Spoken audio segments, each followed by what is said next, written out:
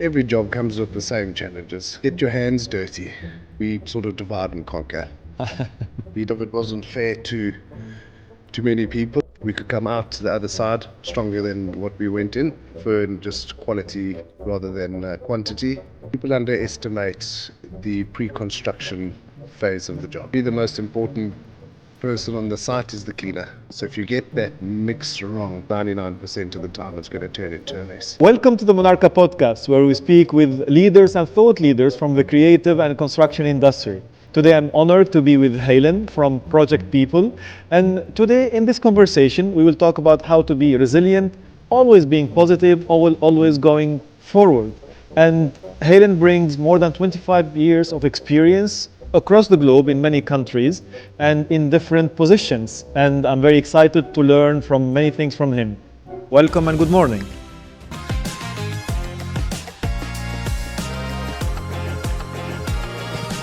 Halen, how would you present yourself? How would I present myself? The trick, starting off with such a hard question already. I'd present myself as a hard-working, honest human being that enjoys the challenges of life. Generally pretty happy with the way things go and with the people that I surround myself with. So very optimistic. Glass is always half full, not half empty. Did that come with experience, or were you like this all your life? It takes as much effort to be sad and angry as it does to be happy. That's interesting. It's easier to be happy than it is to be miserable with everything that's going on around you. And it makes more sense. It it's makes like, more sense. why would you want to be sad and miserable, right? It's much better for the mental health, that's for sure. And for even the people around you, for the business, for the family. Exactly. I applaud you for that. I mean, exactly. So, yeah, just very optimistic and happy to be here. Thanks for having me. No. So obviously, thanks for being here. And I love how you presented yourself, not with your necessarily the profession or the professional background. You as a person, and I appreciate that. So you came here now, the way you presented yourself is who you are as a person. Now, can you allude to what you do so that the viewers can learn about you and what you do here? Sure. I'm the managing partner of a project management company in the construction industry here in the Dubai, UAE. We're a traditional project management company, but we specialize, our niche is commercial office space, residential, industrial, anything that's not higher than 3 stories. Okay. Anything that's lower than 3 stories. All right. Yeah, so not high-rise buildings, not the mega jobs. We help the larger community on small niche projects that people want to undertake, whether it's renovating. But I bet they still come with their sets of challenges.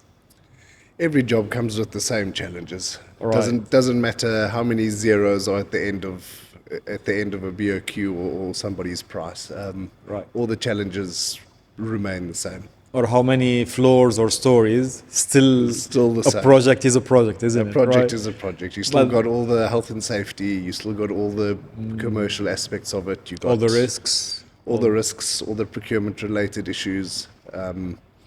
We tend to work on lots of jobs rather than 1 or 2 big jobs. So we get a lot more of the problems all at the same time. Oh, so you manage multiple projects at the same time? Correct, yes. Wow, that like the problems can go exponentially, right? Yes, I mean, I think last year we did maybe 36 different jobs throughout the year, all ranging in timelines from 2 months to 6 months to 1 year. Some of them we're still busy with. Oh. So If you think about it, it's nearly handing over one every 2 weeks, 10 days, or starting one every 2 weeks, 10 days. On average, so it's constantly moving. How do you manage to stay optimistic and positive? Look, we're a fantastic team. Yeah, we got a good team that understand the job very well. They understand the market very well. They've all got multiple years experience in the construction industry. A lot of the team actually come from working with the tools and on the tools, and have been contractor side and client side before joining us. So they've got a good balance and understanding of what needs to be done and how to treat, the different, I suppose, stakeholders within the project. So we've got a good team. We don't overstretch the team too much at all, really. We prefer just quality rather than quantity. So that just gives everybody a good work-life balance, and I think that reflects in the work that they put out at the end of the day. Interesting. How big is the team? We are in total 26 people. Yeah, that's through the two separate businesses. There's a separate arm, but project people, we are about 16 people. But when you say you are the managing partner, so that's on top of the project for the clients, also you're in charge of running the business, aren't you, right? Yeah. So that's an ongoing project with its own sets of challenges and daily updates and daily changes. Yeah, I'm very fortunate. I don't think this is something that you can really do alone. So I'm very fortunate to have an extremely strong, reliable partner, David Cook. Right. So that we sort of divide and conquer. He does his bit, I do my bit, and there's just good synergy and good trust between the two of us. So it really just makes things run super efficient. I guess we went into the business route, and it's very interesting, and I think even the viewers of this episode would appreciate all the advice and the do's and don'ts that maybe you have done throughout the year. How old is the company, by the way? It was established in 2013. Almost 13 years. That was the date of the original trade license that we had. Okay. There were some changes along the way. COVID wasn't fair to many people, and we had to diversify and just stop, drop, and roll for about a year, just to make sure that we could come out to the other side stronger than what we went in.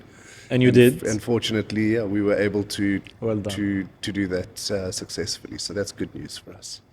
Very good. So what I was saying is it's nice to speak about business, and many people would value and would benefit from that. But let's go back to the industry, the construction industry.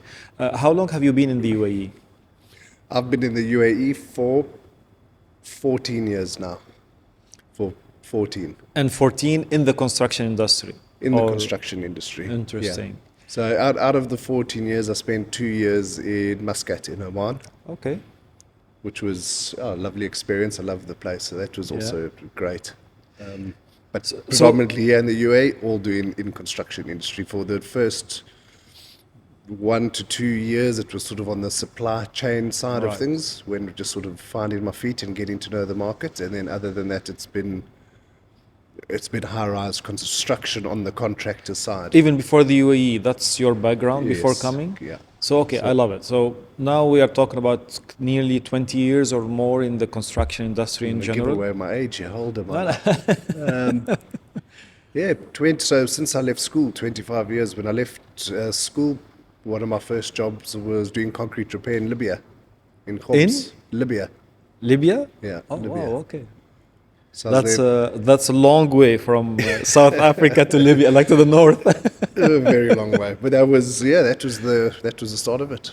Doing concrete repair, 21 years old. Very interesting. Yeah, so always been in construction. So now let's go into the industry.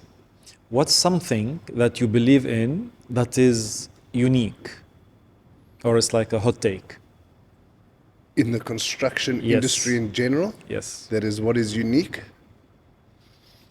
In the UAE construction industry, Sure. or what do I think is unique? Well, what's unique for me here is, I mean, as far as I understand, like in the UK and the States and in South Africa, certainly, and most places in Africa, you get specialist companies that'll do electrical, you'll do specialist companies that do plumbing, you'll do specialist companies that do AC. Where here in the UAE, I suppose it's just due to the scale and it makes coordination easier. The MEP companies here do all three, Right. which I find that very unique and efficient. Okay. I think that helps the construction process quite a lot. Very good. Also, what's unique here in the UAE is the strict construction laws. You know, everything that's been built, certainly the structure side of things is been done to extremely high standards, in my opinion. I mean, it's not too often you get contractors that'll try and take shortcuts. A lot of the time, I think they get caught out. But I think the foundations of the construction industry. But what's your role as a project manager to not let them take the shortcuts? Look, 95% of the time, when we are on the site and doing the project management, the guys are not taking shortcuts. That's the reason for us being there.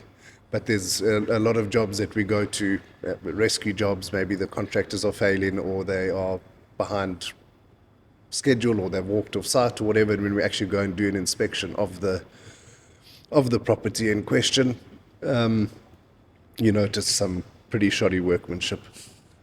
That always happens, doesn't Yeah, it? because not the end user doesn't always exactly understand the process, and I mean they can't. Nobody can be expected to. I mean, I'm not a lawyer, I'm not an accountant, but I understand what good concrete looks Yeah. like and what bad concrete looks like. So not everybody has that. So it does happen. I'm not saying What's the it doesn't percentage of projects that we have a project management company and projects where we don't have a project management company? That's a difficult question to answer. To be honest with you, I'd say the amount of inquiries that we get that actually take on project management, I'd say is about 80-20. Actually take on project management. A lot of jobs that are running out there, and there are very good contractors out there that Yes. don't actually need a third party to supervise them. There's ethical companies out there that do things by the book, and they stick to the program, and they're honest with the client, and they don't cut corners and don't take chances. But in general, I mean, I'd say in our market, in our segment, Right. I'd say about 80-20, 70-30. So most of the project they do require, or they do take. No, most people don't take. Don't. Yeah, Okay. because they So it's the opposite. it's the opposite. But out of the 70% of the Many people are that good don't- company. Yeah. that don't say that, maybe 50% of that eventually halfway through the job call. Oh, And they call, and then we say, well, look, it's it's a like little bit, firefighting. it's a little bit too late now for us to help you. I mean, you got to, if you want my honest opinion, you're going to have to not start from scratch, but you're going to have to go back a little bit in order to move forward. So it's never, people rely a lot on the contractors to do a good job, and then unfortunately by the time there's a problem or a mistake or it cost overruns or time overruns, it's too late. People underestimate the value and the amount of work that's involved in the pre-construction side of starting a job. I mean, So based on your experience, what do you think should change? Maybe a law or something, so that, because if you are talking 50% of the projects fail and need your service later on, should we have done something prior to that to enforce, or what should change in the industry?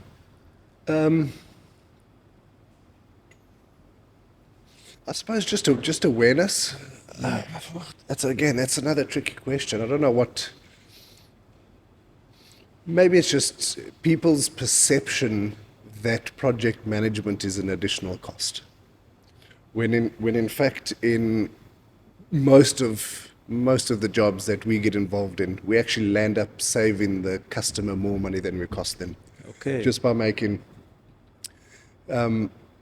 Efficient small, decisions. quick decisions, spotting mistakes, avoiding mistakes, proposing different solutions to tricky problems, maybe introducing them into one or two other suppliers for alternative materials. A silly mistake can, on a 3 million dirham job or a 4 or 5 million dirham job, it's quite easy to lose 100, 200,000 dirham just by maybe ordering the incorrect materials or installing something incorrectly or installing something at the wrong time. So I think the clients think that it's going to cost them extra on top of their, say, project budget, Yeah. but they don't realize that you actually save money and time by being more efficient and having somebody dedicated to your project that's helping coordinate. With the experience and expertise in delivering such projects. Correct, yeah. Just, with the IT integration and the coordination with the MEP and furniture delivery and layouts, and there's a lot that happens behind the scenes that people don't see until the very end. Obviously. And it's that coordination that really adds value. I totally agree with you. But now I want to challenge you a little bit. When you say awareness, and I agree with you, probably it's awareness is the solution, but that falls onto you, right?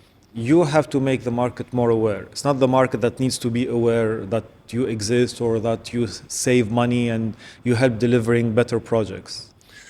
Look, we do. I would say that when a client comes to us looking for project management, I'd say 95 to 90% of the jobs we actually land up closing because we're able to demonstrate and show them, historical data and show them The jobs value. that we've completed. And the value that you will offer Yeah. them, you'll give them. Yeah. And provide them with, reputable references on for jobs that are completed and show them and say, come look, this you doing this, we've done something similar, why don't we go and have a look at it? Yes, this is what I'm looking for. Cool, you guys are the right, you're the right team for the job. So if you've got a customer that's prepared to listen and understands the value, those are the best customers. So I like all of this positivity, and definitely it's a confirmation of your introduction. But 13 years or 14 years here, Yeah. you have definitely seen some problems, you have faced some challenges. Things were not always happening the way they were supposed to happen. Plenty challenges, but that's part of the job, isn't it? Plenty challenges. I don't think that there's a job that is challenge-free. Right. But a lot of the challenges are also reoccurring. Okay. Procurement of materials, of approved materials is always, it seems to be a reoccurring issue. The customer signs off a material, and then by the time it gets ordered and 3 months later there's no more stock, or it's non-existent, or it needs to come from China, or it's got a manufacturing time. But one of the biggest challenges was during COVID, working on a high-rise hotel. Okay. And the whole exterior facade was glass, and that got delayed by months, probably 6 or 7 months in China, and actually doing the fit out of the hotel up until half a meter away from the window, and having that sort of abortive work the whole way up, and then needing to come While back still down. nothing in the outside. Yeah. So getting a lot of the hard finishes, the tiles, the marble, the glass. And you pulled through? With some challenges, yes. I can feel. With You some still have the challenges. emotions. It was after that I decided to go to client side. The job nearly killed me. Right. But yeah, using the wrong subcontractors and suppliers and contractors as well is a major issue. Every contractor's got their niche. So contractors can do from 50,000 to 500,000. Some can do from 500,000 to 1.5 million. Some can do from 1.5 to 5 million. Some specialize in Dubai. Then some in Abu Dhabi. Some specialize in residential. Then some specialize in commercial. So if you get that mix wrong, if you take a 500,000 to 1.5 million dirham office fit out contract in Dubai, and you give him a 500,000 dirham alteration, let's just say it's 3 bathrooms and a kitchen or whatever it may be in a residential, or they take on that work, not that you give it to them, but they take on that work, 99% of the time it's going to turn into a mess. The labor and everything's just not used to it. The supply chain, everybody's just not used to that type of. But that's very interesting, Halen, because I appreciate the knowledge you have, and it's based on the experience and the numerous projects that, I mean, as you mentioned, last year alone it was 36 projects, right? But this information, this knowledge that you are sharing with us, it seems that it needs to be public knowledge. When you are awarding a project or you are discussing with a contractor, you have to find the right fit to the project that you are having. And it seems like there is a big gap between public knowledge and specialized knowledge. And you couple it with the number of projects that are going on at any point of time, I can see like there are many problems about to happen. The main recommendation I'd say is that if the clients decide not to go with project management for whatever reason, that they do proper due diligence on the contractors that they are speaking to. So go to their offices, visit their factory, Call their previous clients. meet the team, meet the people, go look at the joinery factory. What do they do in-house? What are they subcontracting? A lot of contractors, which we tend to try and stay away from as much as possible, they are, call it contracting project management companies.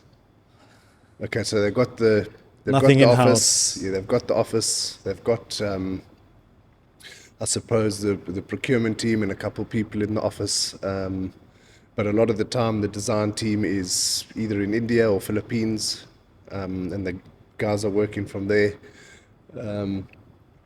Everything's subcontracted. So the gypsum guys, the painters, the MEP, the firefighting. And without proper coordination, internal coordination to manage the different subcontractors, each all preparing their own drawings to carry out the different work, it can turn into a real mess. What did you call them? Contracting project management company? Yeah. Wow. We need to coin that. Yeah, that's what they are. There's big companies out there that are extremely successful at managing contracts like that. I mean, I don't want to mention names, but there's some big companies out there that's their business model, and they've been doing it successfully. And they're tier 1 companies. So I'm not saying that it's bad practice, but for smaller jobs, I just don't think it works as well than having your own in-house team. So your own, gypsum carpenter. Sometimes you just need maybe 2 of each trade on site. But if you're using your subcontractor, he's not going to drive all the way there just to drop off 2 guys to obviously fix a small thing. But if it's your own team, so it helps with the speed and quality. You control the quality. It's very interesting, and that's what's expected from the industry to have more problems. And we know it's. I rarely meet someone who delivered the project who feels happy at the end of the project. Most people finally I got it out, I did it. And this is what's expected. But for me, I want to go back now to you as a person. And what's interesting is how freshly graduated you go to a completely different country with different traditions and conditions from where you grew up or where you learned, and then you keep working, then you come here with different challenges, different rulings. Did you ever doubt yourself? Did you have like you had to sit with yourself and encourage and motivate yourself to continue? I don't think I've ever had a problem with motivation. Okay. To be 100% honest, I don't think I struggle with motivation at all. No, What do you struggle with? I just enjoy the challenges. I just enjoy the challenges. It keeps me busy, you know. It's lovely to be on site and meet so many different people and solve so many different problems. Enthusiasm or lack of enthusiasm was never something that I've struggled with. It's always get up and go and make the best of it. I love it. But throughout your career, did you have mentors? Did you have people you aspired to or who coached you? Yes, I had. Yes, definitely had a couple people come through my life that I suppose saw the opportunity in me, or saw something in me to say, okay, right, this is, you can do this, but you're doing it, but try it this way. Look in this direction. Think differently about particular problems or the way that you manage people. So yeah, over the year I've had probably 3 or 4 people that have really, I suppose, spent a lot of time and effort working with me. In different countries or in different countries, right. Yeah. Training me, giving me an opportunity to be a part of their team, doing different things within the company, being able to spend time in all the different departments. So I've spent time in the procurement department, I've spent time in the finance department, I've spent time in the business development department. You did? Yeah. So I understand. At what stage in your career did you try different departments and different skills? Was it early, mid-career? No, it was mid. Probably about 6 years ago. I had an opportunity to do it for a month or 2. So I just took it from one of the, also a tier 1 company. Okay. Just spend some time in their setup, understanding and learning from the team. It's almost like an internship. Yes. I just said, look, just teach me. But definitely that's amazing, because that's what puts you, now you can be like a managing partner, a better managing partner, because now you understand how everyone under you works. Yeah, right? 100%. And yeah, I've always been a team player, and I just enjoy being part of a team. Which sports do you like? Obviously, I support rugby. I support the Springboks. Especially now, with the results. No, always. Okay. Other than that, I don't really follow that many sports. Okay. I'm not a big golfer or I'd watch cricket. I enjoy cricket. Okay. But for sure, rugby. Rugby. No, because when you say you are a team player, usually that's like a sports analogy. So what's a rugby analogy that you can bring to the business? What's a rugby analogy?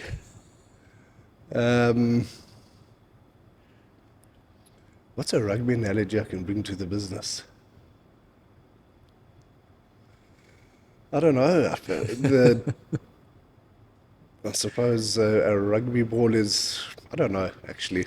I can't answer that question. It's weirdly shaped. No, but I like where you're going, because the rugby ball is not like a perfectly rounded ball, and you don't know how it will bounce. Yeah. Exactly like projects. Sometimes, something is happening and you cannot necessarily expect it will go right or left, or it will bounce high, and then the skilled player has to know how to catch it. Yeah. The rugby ball's not... It's not like a hot potato. Sometimes you need to hold on to it and just run. Just run. Yeah. I like the image. If in doubt, flat out. That's a good. That's a good one. Thanks for sharing. So now going to the projects. I like the image of the hotel without the glass and working on the interiors to the, like you said, half a meter or 1 meter from the glass, as much Yeah. as close as you can. Yeah, it's whatever the tile Wow. and tile size allowed. Right. But then I want to ask you, what's the project that stayed with you? Doesn't have to be the biggest you ever did, but the project that you are most proud of. I really enjoyed doing the Banya Forest on Blue Waters. It was so many different moving parts inside there. So it's the biggest Russian Banya spa in the world. Okay. It's got just fantastic facilities. It's got a restaurant, it's got a bar, it's got 2 kitchens, it's got two indoor swimming pools, it's got 2 Banya stove spas, like big saunas, fully kitted out. The team flew in from Russia to actually install it and fit it out and do all the electrical wiring. It's got like chilled water buckets, massage therapy rooms, physiotherapy rooms. And you were a project manager for. Yes, yeah. So we did that. How long did it take? It took. So the design probably took about 4 months, and then the build was another 9 months. So close to a year. So just over a year. Right. What did you learn from it? I'm curious. Always double check you got enough power. Okay. Always triple check. Triple check you got enough power. Interesting. Yeah. Was it for equipment? Was it for? Yeah, all the chillers, all the AC units, all the pool pumps. It's got a snow machine room. Right. So, it's got a room, makes its own snow. So Very, it's a whole, very power hungry. very power hungry. Everything, all the water's under high pressure. So it was just a great job to be a part of. Great clients, great customers to work with. So there was really a team effort. How big was the team? Do you remember? I think, look, it's not a massive space, and there's a lot of moving parts in there. So throughout the year, I mean, we were limited to the amount of staff that we could actually have on the site, because otherwise everybody's just working on top of everybody and damaging each other's work. But I'd say at its peak, we probably had about 80 people on the site. Right. 60 to 80. It was a little while ago now, so I don't really remember, but I'd safely say 60 to 80. I like this, and I can see a thread in all of your experiences, whether in client side or a contractor or a supplier, or even now a project management and managing a company. It's mostly positivity, keep going, never stop, double check and triple check everything. Even not just for powers, like for the contractor you'll be working with, for the material that you will be acquiring. You have to make sure everything is in place. It seems like you have this is like your philosophy in work, or maybe in life in general. Yeah, I think as I mentioned a bit earlier on, is people underestimate the pre-construction phase of the job. The pre-construction. Pre-construction. So the construction's a lot of the time the fun part and the easy part. It's once if you do the Sorry, it's like, the construction is the fun part. Okay. It is the fun part. If you do the pre-construction side properly, and you got everything lined up, and the team knows what they're going to build and with what materials, and the client's expectations are, they know what they're going to be getting at the end of the job, and we're not making decisions while we On the go, yeah. doing construction, because that's indecision is. Everybody always likes to blame delays on the contractor, but a lot of the time it can be, the client making changes and stuff during the job. It should be mitigated and planned for before the construction. So the pre-construction phase is one of the most difficult. It's getting all the drawings sorted out. It's making sure that all the materials are selected, that they're in country, or that the lead times are accounted for. It's dealing with building management, sorting out the demolition, and then, basically getting a clean slate, clean canvas to actually then build. Yeah. And when the contractors have got, call it open work front with all the tools and materials that they need to do, the whole energy of the site changes. The labor's happier. They Does it also add reliability? Everyone is trusting everyone else, that everyone is doing their job, and we don't need to be double checking on each other. Did you do that? Did you do that? Yeah, everybody definitely, it changes the whole mood of a site. Everybody's working, especially the labor on site. They're working extremely hard to get the job done. They are. And then, and they take pride and care in the work that they're doing. But when you come and there's always going to be changes, don't get me wrong. Yes.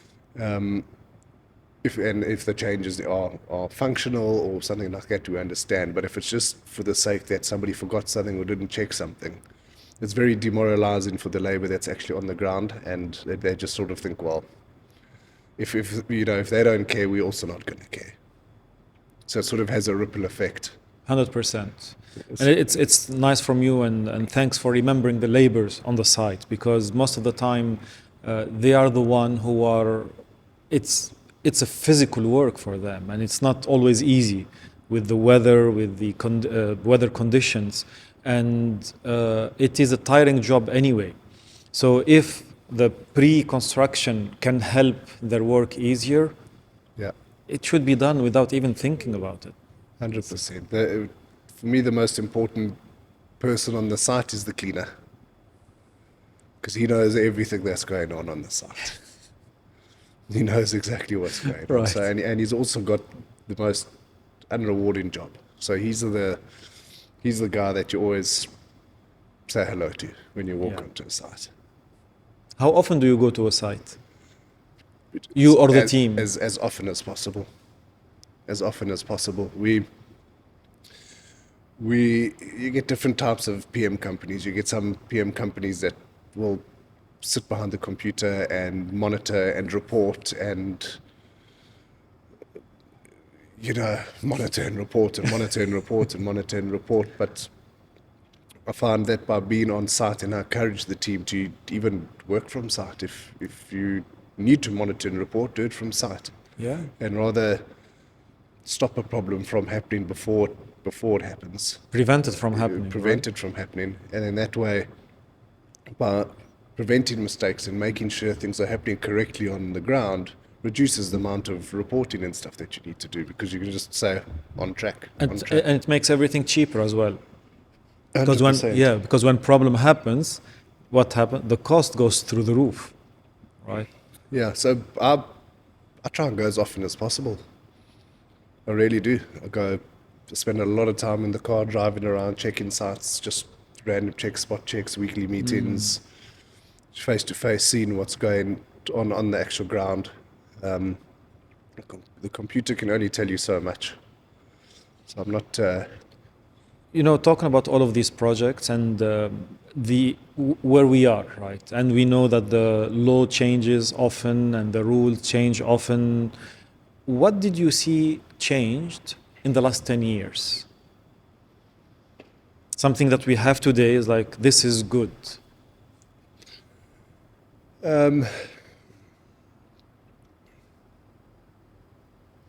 I think fire life and safety.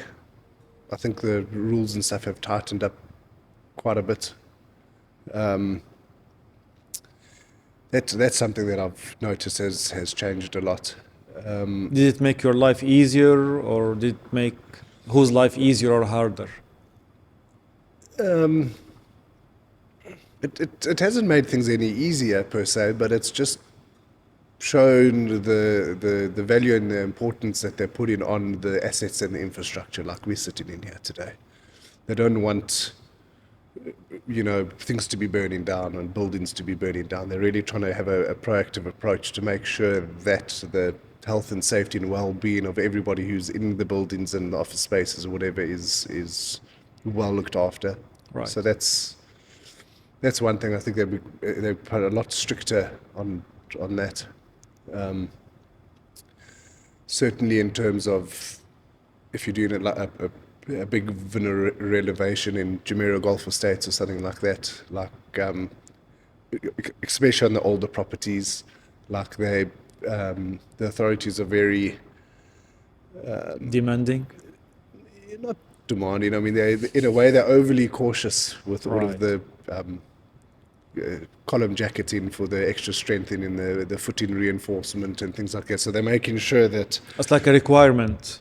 it's a requirement depending on how much you demolish, but they're making sure that the villa that's been renovated, if it's lasted 20 years, is going to last another 20 years without any,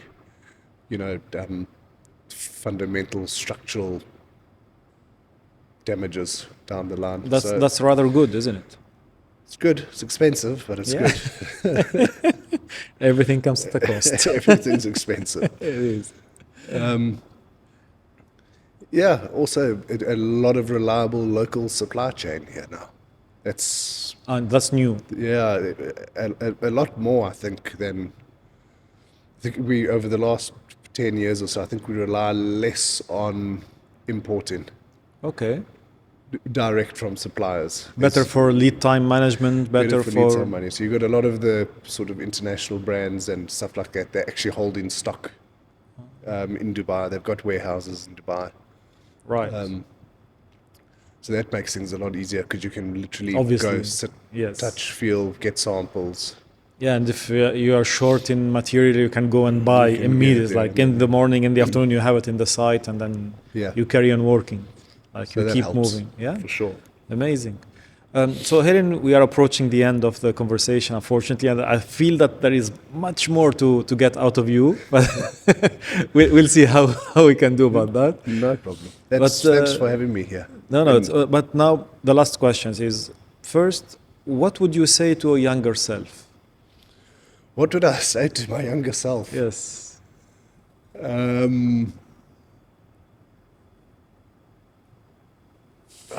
I suppose it's never too late, but I'd say study more. To be honest with you, that's what I would say. I'd love to have like a electrical engineering degree, or I'd love to really understand the ins and outs of MEP.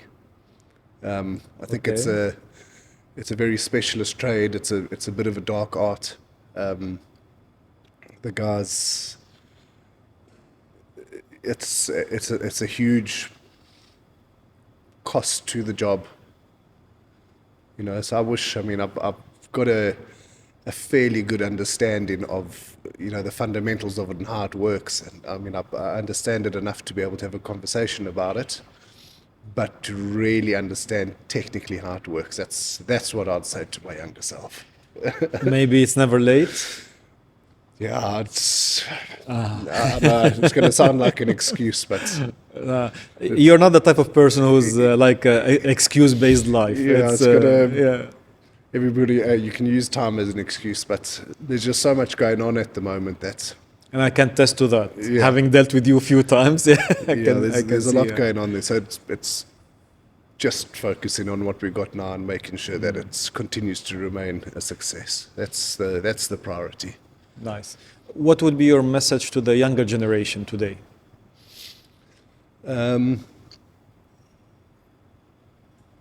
Get your hands dirty. What do you mean by that? Get on site, work with the tools, paint a wall, plaster a wall, lay a couple bricks, lay a couple tiles, understand how the equipment works. Get stuck in there. Find a project or a job or something and start from the bottom and go up. May I borrow it? And even like for me, I love that. That's why it's get your hands dirty, even get out in the street and play. don't play with the sand, with the dirt. Don't stay in your room with the keyboard and a phone. Don't just speak to AI. Get your hands dirty by drawing, by writing, by throwing rocks, by Yeah, it's for me. It comes. I say that because it's very difficult to tell somebody to do something or how to do something when you Yeah. can't do it yourself. So, a lot of people, well, I suppose not a lot of people, but people in general, maybe the younger generation that are studying some sort of construction degree or diploma or electrical, they got they understand the theory, but they don't understand the practical side of things. And I think without, like, if I had to choose, I'd rather understand the practical side of things than the theory inside and out. I think 100%. it makes a lot more sense to know how to do something new. It's much easier to spot mistakes and prevent mistakes if you have actually done the work yourself. Absolutely. So Absolutely. Thanks for sharing. I mean, it's definitely get your hands dirty. I love it. get your hands Hayden, was there anything that we didn't cover that you had in mind and you want to share with our community? No, nothing in general. I suppose just everybody's in a bit of a tricky situation in the UAE here at the moment. May 2026. We'll be looking back at this podcast in a couple of years' time. I think the market is resilient. I've already started to notice some small signs of recovery. Some optimism from the supply chain and everybody that we deal with on a day-to-day basis. Just put your head down. Let's see through the next 2-3 months. Get through summer, and I'm quite sure that everything will be back to normal and will be better. And I'm sure we're going to have a great final quarter of 2026. So, Amen. yeah. And honestly, that's the proof is in the pudding, right? That's what we are doing right now. Yeah. It's for us, we are putting our head down, we are working, we are talking, we are building, and we are not stopping.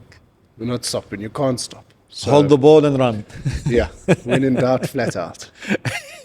I love it. So with that, thank you very much, Halen, for your time and the conversation, being Thank you so very much. candid. No problem. Thank you for This having was me. brilliant. Thank you. Okay. Thank you very much. Thank you. Cheers.